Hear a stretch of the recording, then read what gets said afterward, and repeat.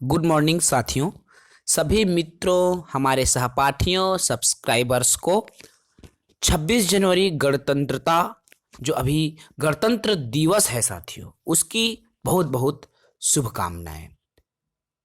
26 जनवरी गणतंत्र दिवस का पर्व आज हमारे प्रदेश में, साथ ही साथ हमारे देश में भी धूमधाम से मनाया जा रहा है। साथियों, आज की जो हम क्लास लेने जा रहे हैं इकाई, देखिए इकाई 1 का ही एक क्लास है, क्लास चौथा है, जिसमें हम अक्षर और वर्तनी को ही अध्ययन करेंगे। बहुत ही छोटा सा टॉपिक। देखो, ये टॉपिक नहीं, हम सिर्फ एक सामान्य परिचय भी बोल पाएंगे साथियों।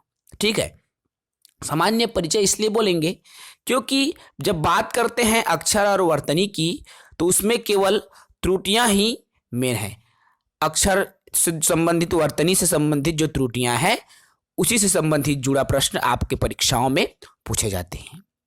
ठीक है, तो हम अक्षर और वर्तनी में इसमें सिर्फ त्रुटियों से ही रिलेटेड है, लेकिन इसको हम कम से कम परिभाषित रूप में, या कम से कम आप इसे समझ सकें उस रूप में हम बताने का प्रयास इस वीडियो से कर रहे हैं। जल्दी से हमारे चैनल को सब्सक्राइब कर लीजिए। तो आइए हम सीधे वीडियो पर आते हैं। आप देखिए, अक्षर क्या होता है। पहला है हमारा, तो जिसका कभी नाश ना हो, अविनाशी। अक्षर देखो, क्षर हो जाना मतलब टूट जाना भाई, है ना, क्षर। और अ मतलब नहीं। तो ये जो अक्षर शब्द है वो दो शब्दों से मिलकर, देखो ये अक्षर जो है दो शब्द से मिलकर, अ और क्षर, इन्हीं दोनों से मिलकर ये बना हुआ है। और क्षर मतलब टूट जाना और अ मतलब नहीं, या क्षर मतलब नाश होना और अ मतलब नहीं। अर्थात जिसका नाश ना हो वही क्या कहलाता है, अक्षर कहलाता है। ये एक सामान्य समझ है, इसको आप समझें। अब देखो, श्वास के आघात में उच्चरित ध्वनि इकाई। अब श्वास के आघात में कैसे उच्चरित होता है कोई भी ध्वनि, तो स्वर या स्वर सहित व्यंजन। जैसे स्वर की बात करें, जैसे अ, ये भी एक अक्षर है ना भाई। और स्वर सहित व्यंजन, जैसे ये अ, ठीक है, तो ये भी क्या है, एक व्यंजन है। ठीक है साथियों, तो स्वर या स्वर सहित ये जो व्यंजन है वो भी अक्षर की श्रेणी में आता है। ये बेहद ही सरल और सामान्य समझ, बस इतना ही हमको अक्षर में जान लेना है। इनसे जुड़ी कोई और तथ्य आपको नहीं मिलेगा। ठीक है ना साथियों। तो चलिए अब हम सीधे अक्षर के बाद में वर्तनी पर आते हैं। वर्तनी की परिभाषा को आप समझिए पहले कि आखिर ये जो वर्तनी है वो होता क्या है। बिल्कुल हम क्रम से चल रहे हैं। आप अपने शिक्षक का सिलेबस मिलान कर सकते हैं, सहायक शिक्षक का सिलेबस मिलान कर सकते हैं, दोनों साथियों के लिए उपयोगी है। ठीक है, तो वर्तनी क्या होता है, लिखने की रीति को वर्तनी या अक्षरी कहते हैं। लिखने की रीति, अब लिखने की रीति कहना चाहिए वर्तनी शुद्धि। आपने सुना होगा वर्तनी शुद्धि, है ना। तो देखो, अब लिखने की रीति मतलब मान लो किसी का नाम लिखना है राधिका। अब ये लिखने की एक कहना चाहिए रीति है, और इसी रीति को कई जने क्या लिख रहे हैं, राधा बड़ी के मात्रा डाल दे रहे है ना। लिखना वाला छोटे ई से धम, लेकिन धम बड़ी डाल दिस, राधिका लिख दिस। भाई अपन अपन एक रीति है ना लिखे के, भले ही इसका जो इरर है इसमें त्रुटि है और इसमें नहीं है ना। तो वर्तनी मतलब क्या होगा, लिखने की रीति को वर्तनी कहा जाता है, या उसी को अक्षरी भी कहा जाता है, या इसे ही हिज्जे भी कहा जाता है। ठीक है, तो ये वर्तनी है। वर्तनी का सीधा संबंध उच्चारण से होता है, इसीलिए इसको हिज्जे कहा जाता है। हिजगा करके पढ़ ऐसे बोलते ना भाई, आपन सुने हुए संगवारी हो, हिजगा करके पढ़ तभी जानबे, और हिज्जा ले लेके पढ़, एकदम जोड़ जोड़ के कहते ना भाई। जैसे रा, धमा छोटी की मात्रा धी, क में आ की मात्रा का, राधिका। छोटे छोटे लइकल पढ़ा था ना मन पहली दूसरी के हिज्जा कर करके, तो बस वही चीज है, हिज्जा कर करके पढ़ना वर्तनी है, या सीधा जो संबंध है उनका उच्चारण से होता है, हिज्जा से होता है। ठीक है ना। अब हिंदी में जो बोला जाता है वही लिखा जाता है। भाई अगर सामने वाला बोल रहा है राम, तो आप भी तो राम ही लिखोगे ना, कि सीता लिख दोगे। मतलब जो बोला जाता है वही लिखा जाता है। लेकिन अंग्रेजी के साथ ऐसा नहीं होता, आपने देखा होगा। अंग्रेजी के साथ ऐसा नहीं होगा।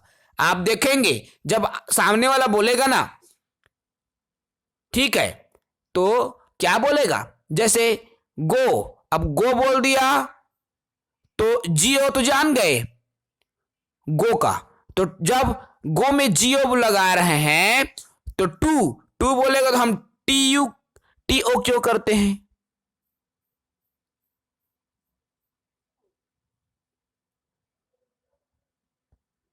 तो लिखते हैं इसको, है ना भाई। अलग अलग जो तरीका है, टीओ से टू और जीओ से गो, तो जीओ से ये भी गु हो जाता, ये टो हो जाता, या इसको गो हो गया, ठीक है। अब ये क्या हो जाता, जियो से टो हो जाता, लेकिन इसको टू पढ़ते हैं ना भाई। तो देखो जैसा उच्चारण किया जा रहा है अंग्रेजी में, लेकिन वैसा नहीं लिखा जाता, ठीक है ना। जबकि हिंदी में जो बोला जाता है वही लिखा जाता है। यदि उच्चारण अशुद्ध होगा तो वर्तनी भी अशुद्ध होगी। भाई अगर गलत आप उच्चारित करोगे किसी शब्द का तो वो लिखाएगा भी गलत, ठीक है। अब जैसे आपने बोल दिया रचयिता, रचयिता, आपने उच्चारण कर दिया रचयिता, तो सामने वाला भी वही लिखेगा, ठीक है। यदि आप उसको बताओगे रचयिता, तब वो लिखेगा। कवित्री बोल दोगे आप तो वो सीधा लिख देगा कवित्री, है ना भाई। लेकिन जब आप सही उच्चारण करोगे, कवियत्री बोलोगे उसको, तब वो लिखेगा कवियत्री। होता है ना ये सबके साथ। तो हिंदी में जैसा उच्चारण किया जाता है या जैसा बोला जाता है वैसे ही लिखा जाता है। और क्या है, उसके बोलने पर निर्भर करता है ना। यदि उच्चारण अशुद्ध होगा तो वर्तनी भी अशुद्ध होगी। इसलिए क्या है, जिन शब्दों के उच्चारण और वर्तनी में अशुद्धियां करते हैं उनको शुद्ध वाक्यों के रूप में या शुद्ध वर्तनी के रूप में उसको लिखे जाते हैं, ठीक है। और इसी से जुड़ा प्रश्न आपका आता है परीक्षा में। इनसे जुड़ा प्रश्न बहुत बार, ये मोस्ट इंपॉर्टेंट मान के चलो आप इस टॉपिक को, इनसे जुड़ा प्रश्न बहुत बार आपके एग्जाम में पूछा भी गया है, ठीक है साथियों। जैसे आ के स्थान पर कई लोग अ बोल देते हैं, जैसे व्यावसायिक बोलते हैं जबकि व्यावसायिक है ना। जैसे भगीरथी बोल देते हैं जबकि भागीरथी है। अधीन बोल देते हैं जबकि शुद्ध है अधीन। बारात बोल देते हैं जबकि बारात। पुष्टि में टामा छोटा ही रहता है, ठीक है। तो इस तरह की जो अशुद्धियां हैं आपको देखने को मिलती है। देख सकते हैं आप, कुछ इंपॉर्टेंट अशुद्धियों को भी हमने लेने का प्रयास किया है। जैसे आकाश, तो इसका सही क्या है, आकाश। जैसे आगामी, आगामी। आहार, आहार, ठीक है। आलोचना, आलोचना। आवाज, आवाज, ठीक है। इस तरह से इसमें और कुछ शब्द और है, देख सकते हैं। नदान, नादान। संसारिक, सांसारिक। साप्ताहिक, साप्ताहिक। साप्ताहिक में अभी मैं बोल दूं तो 80% लोग इसमें गलती कर देंगे, है ना भाई। समान, सामान। सामाजिक, सामाजिक। तो इस तरह के आपको प्रश्नों को देखना पड़ेगा। पारिवारिक, पारिवारिक। अधीन, अधीन। आध्यात्म जबकि अध्यात्म रहेगा, ठीक है ना। लगान, इसमें लगान, जबकि लगान रहेगा। बारात बारात रहेगा। ठीक है, इसके अलावा कुछ और शब्द है, देख सकते हैं आप। ईश्वर ई में बड़ा ही रहेगा। ठीक है, परीक्षा र में बड़ा ही रहता है। श्रीमती त में बड़ा ही रहता है। ठीक है, आशीर्वाद स में बड़ा ही रहेगा और रारे कर रहा वह में चला जाएगा भाई, उसको भी आप मन ला याद रखना है। बीमारी देखो ब छोटा ही रहता है जबकि इसमें बड़ा ही रहेगा, है ना। ब में हमेशा शुद्ध वाक्य में क्या रहेगा, बड़ा ही रहेगा बीमारी का। कुछ और शब्द देख लो, दीवार द में बड़ा ही रहता है, कवि व में छोटा ही रहेगा, कृति त में छोटा ही रहता है, मुनि म और न में छोटा ही आपको देखने को मिलेंगे क्योंकि क में भी छोटा ही रहेगा। इस तरह के जो प्रश्न आपके एग्जाम में रहते हैं, जैसे अतिथि तमा छोटा ही और थमा भी छोटा ही रहेगा। नीति न में बड़ा ही और त में छोटा ही रहता है। त में पति में त में छोटा ही रहेगा, है ना।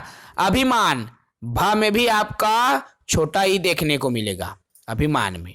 ईमान बड़ा ही नहीं रहता, छोटा ही रहता है।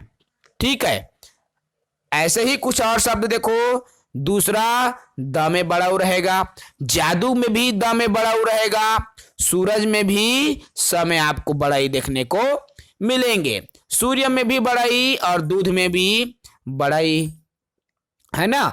कुछ और शब्द में जैसे हिंदू, हिंदू के द में बड़ा ही रहेगा, पूज्य के प में बड़ा उ रहेगा और आंसू में स में बड़ा उ रहेगा, शून्य में स में बड़ा उ रहेगा, वधु में भी बड़ा धमा बड़ा उ रहेगा। ठीक है, इस तरह से साधु हो गया, गुरु हो गया। अब गुरु र में रू में इसमें भी मात्रा में डिफरेंट है, आप देख पाओगे। ठीक है ना, दयालु, कृपया, कटु, जितने भी शब्द आपको मिलते हैं साथियों, सभी क्या है, बड़ा रहेगा। देखिए ये क्लास हम बस यही समाप्त करेंगे, ज्यादा लंबा हम नहीं खींच सकते भाई। ऐसा इसलिए क्योंकि इसमें आपको प्रयास करना पड़ेगा, आपको प्रैक्टिस करना पड़ेगा। यह प्रैक्टिस बेस्ड है। ठीक है ना साथियों, यह प्रैक्टिस पर आधारित है। जितना आप प्रैक्टिस करोगे उतनी ही आप त्रुटियों को समझोगे और त्रुटियों का आप निराकरण करोगे। इसलिए ये जो 2 चैप्टर है उसमें ज्यादा कुछ भी नहीं है। आपको मैं जितना बताया हूं उतना भी आपको किसी अन्य बुक्स में मुश्किल से मिलेंगे, क्योंकि ऐसी जो चैप्टर्स हैं उसमें सिर्फ एग्जाम्पल्स के रूप में बहुत सारे शब्दों को दे दिया जाता है। आप देखेंगे आपके पुस्तक में भी आपको यही चीजें मिलेंगी। ठीक है साथियों, तो आपको इन सब शब्दों को प्रैक्टिस करना पड़ेगा। हाँ, इसके लिए एक मैं सोर्स भी बता दूंगा आपको। ठीक है, देखो सोर्स क्या रहेगा आपका। सोर्स मैं अगर बताऊं इसके लिए YouTube चैनल पर तो साथियों आप करना क्या, मोस्ट परीक्षा में पूछे गए, आप सीधा लिखना परीक्षा में पूछे गए महत्वपूर्ण, ठीक है, महत्वपूर्ण क्या लिखोगे, वर्तनी शुद्धि, ऐसा लिखोगे तो आपके पास वही शब्द आएंगे जो कि आपके एग्जाम में पूछे जा चुके हैं, विभिन्न प्रकार के, अत्यंत महत्वपूर्ण।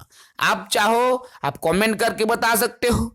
वर्तनी शुद्धि जो एग्जाम में पूछे गए प्रश्न है मैं आपको बता दूंगा। ठीक है, एक क्लास हम ले लेंगे कल उसी पर आधारित, जिसमें कम से कम 100-200 वर्तनी हम बता देंगे। आप उस वर्तनी को भी पढ़ सकते हो, लेकिन ये सब चीज आप सर्च कर सकते हो, ज्यादा इसमें कुछ है नहीं। ठीक है, तो मैं सीधा अगले टॉपिक पर आ सकता हूं। इससे क्या है, आपकी क्लासेस भी चलेंगी और बढ़िया से आप सभी टॉपिक को भी अच्छे से कवर कर पाओगे। ठीक है, तो आज की सेशन यही हम विराम देंगे साथियों। जो भी नए हैं, पहली बार हमारे चैनल पर जुड़े हुए थे, वीडियो को पहली बार देख रहे थे, वो चैनल को सब्सक्राइब जरूर करें। जय हिंद, वंदे मातरम।